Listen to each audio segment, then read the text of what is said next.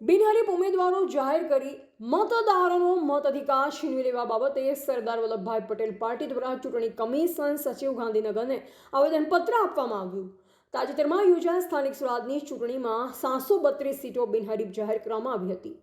આ બાબતે આજરોજ સરદાર વલ્લભભાઈ પટેલ પાર્ટીના કાર્યકર્તાઓ સચિવાલય ઇલેક્શન કમિશન સચિવને મળ્યા. પ્રસંગે આક્રોશ વ્યક્ત કરતા પંકજભાઈ પટેલે જણાવ્યું કે લોકશાહીમાં લોકો દ્વારા લોકો માટે લોકોમાંથી પ્રતિનિધિ ચૂંટવામાં આવતા હોય છે, પરંતુ જ્યારે ચૂંટણી બિનહરીફ થતી હોય છે ત્યારે પ્રજાને મત આપવાનો અધિકાર મળતો નથી.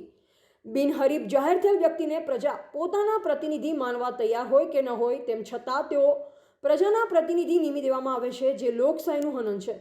પ્રજાના મત આપવાના હક છીનવાનો પ્રયત્ન થઈ રહ્યો છે. જો આ બાબતે ઇલેક્શન કમિશન કોઈ પગલાં નહીં લે તો આગામી દિવસોમાં બાહુબલ અને પૈસાના જોરે પ્રતિનિધિ નિમણૂક થશે.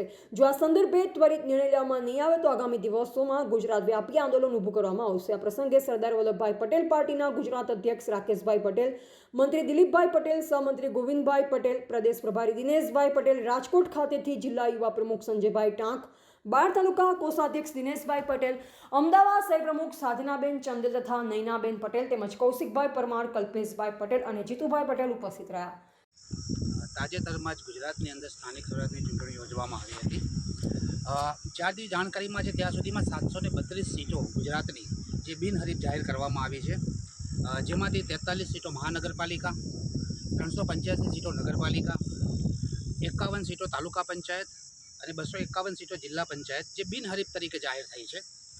હવે ગુજરાતની અંદર લોકશાહીમાં આપણે જાણીએ છીએ કે લોકશાહીમાં એવું હોય છે કે પ્રજા દ્વારા પ્રજામાંથી પ્રજા માટે પ્રતિનિધિ ચૂંટવામાં આવતો હોય છે. પણ જ્યારે આ બિનહરીફ ચૂંટણીઓ થતી હોય છે એમાં રાજકીય પક્ષો પોતાના બાહુબલ કે પૈસાના જોરે પોતાના પ્રતિ ઉમેદવારનું ફોર્મ પરત ખેંચાવી લેતા હોય છે, તો પ્રજાને પોતાનો મત આપવાનો અધિકાર મળતો નથી.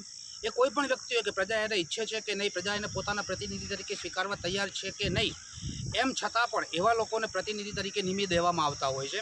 તો આ બાબતે આજે સરદાર વલ્લભભાઈ પટેલ પાર્ટી અને ગુજરાત નવનિર્માણ મંચના મિત્રો આજે ઇલેક્શન કમિશન સચિવને મળ્યા હતા અને આ બાબતે તેમને આવેદન પાઠવ્યું હતું. તેમને રજૂઆત કરી હતી કે બને તેટલા જલ્દી આ જે કોલમ છે કે ઉમેદવારી ફોર્મ પરત ખેંચવાનું એને સદંતર નાબૂદ કરવું જોઈએ. નહીંતર તો સત્તા પક્ષો આવી રીતે પોતાની સત્તાનો દુરુપયોગ કરીને બાહુબલનો ઉપયોગ કરી અને સારા ઉમેદવારોને પોતાના ફોર્મ પરત ખેંચાવી લે છે અને એવા જ લોકો સત્તામાં આવશે કે જેની પાસે બાહુબલ છે, જેની પાસે પૈસા છે.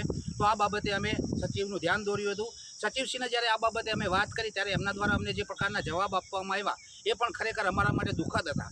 સચિવશ્રીએ એવું કહ્યું કે તમારી પાર્ટીનું તો કોઈનું ફોર્મ પરત ખેંચાવ્યું નથી ને. આ વસ્તુ એકદમ સ્પષ્ટ કરે છે કે ઇલેક્શન કમિશન પણ સ્વાયત્ત સંસ્થા હોય એવું અમને કોઈ રીતે લાગ્યું નહીં. એમનું કહેવાનું થતું કે તમારા ફોર્મ પરત નથી ખેંચાવવામાં આવ્યા તો પછી તમે શાના માટે વિરોધ કરી રહ્યા છો.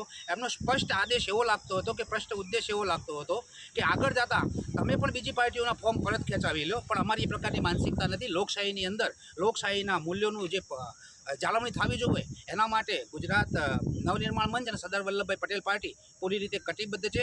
આગામી દિવસોની અંદર જો આ ફોર્મ પરત ખેંચવાની જે સિસ્ટમ છે એ પરત ખેંચવામાં નહીં આવે તો ગુજરાત વ્યાપી રાજ્યવ્યાપી ઉગ્ર આંદોલનનો માર્ગ લેવા માટે પણ આજે અમે તૈયાર છીએ. કારણ શું છે કે ભાઈ અત્યારે સમાજની અંદર જ્યારે ઇલેક્શન આવતા હોય છે ત્યારે વિરોધ પક્ષ જે ફોર્મ પરત ખેંચાવતા હોય છે એમાં ઘણી જગ્યાએ ભય મનુષ્ય ઊભા થતા હોય છે, નાની મોટી માથાકૂટો થતી હોય છે, પૈસાના ખેલ જામતા હોય છે. તો ઇલેક્શન કમિશનની આ એવી વસ્તુ છે કે સામાન્ય પ્રજાને પણ આ વસ્તુ સર્વવિદિત છે, દેખાઈ આવે એવી છે. તેમ છતાં પણ ઇલેક્શન કમિશનને આ વસ્તુ નજરમાં નથી આવતી, એ ખરેખર દુઃખદ બાબત છે. તો અમે આ બાબતે આજે ઇલેક્શન કમિશનના સચિવને ટકોર કરી છે કે આ બાબતે ત્વરિત પગલાં લો, નહીંતર આનું ઉગ્ર સ્વરૂપ ગુજરાતમાં આગામી દિવસોમાં દેખાશે. જય સરદાર.